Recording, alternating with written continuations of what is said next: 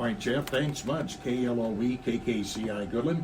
Jeanne Falk Jones is with us from the K-State Agronomy Department and wheat plot field tour, hat lady, and everything else. Jeanne, how are things going this morning, and what are you seeing out in the fields?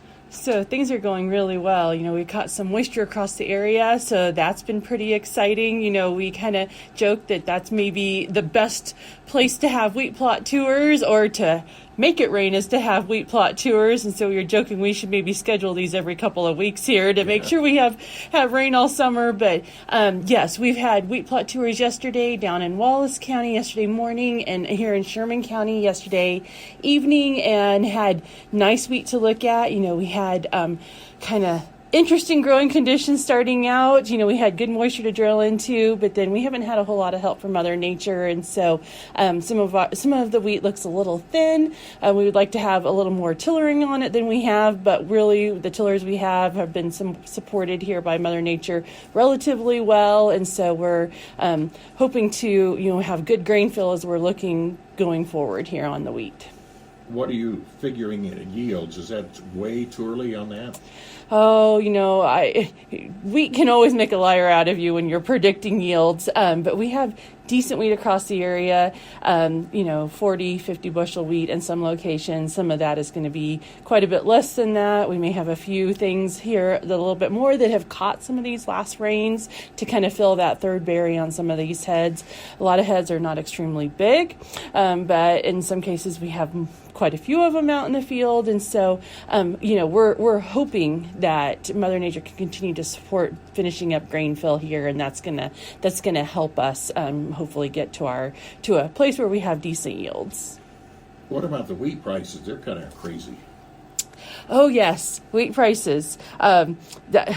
Yes, I don't know what all to say about that. Curtis is just, yes, wheat prices, when we're looking at a systems approach, when we're looking at our wheat corn fallow acres, we'd like our wheat price to kind of help shore some of that up. Many times we rely on the wheat stubble to have good corn yields, but really, our wheat prices are good right now, and so it's feeling exciting to be in a situation like that, and to have not out of the park yields, but at least decent yields in many of our fields around. So wheat prices are really help shoring up economic look at some of our crop production systems here. And the higher wheat prices are going to help take care of the ungodly fertilizer prices. Well, yes.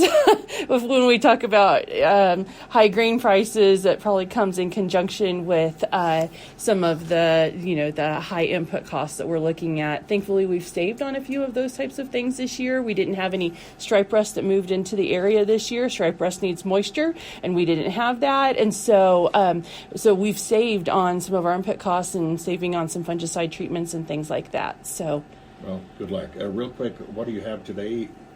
Okay, so today we have Cheyenne County wheat plot tour. That is at 5:30 Central Time. That plot is west of St. Francis, right on the state line, about 4 miles north of the highway. So Road 2, north 4 miles. Our cooperator is Chris Hinkst. And then tomorrow we have Thomas County plot tour. That is over south of Levant, right on the hardtop. So we invite you guys to join us at those plot tours. I'd be remiss if I didn't thank all of our wheat plot cooperators, because they are very important as part of this. Many of those guys keep equipment, just have wheat plots, and so we had Fred and Jeanne Shields in Goodland. We have Bill and Wilma Mai down in Wallace County, and Eric and Heather Purvis also in Wallace County.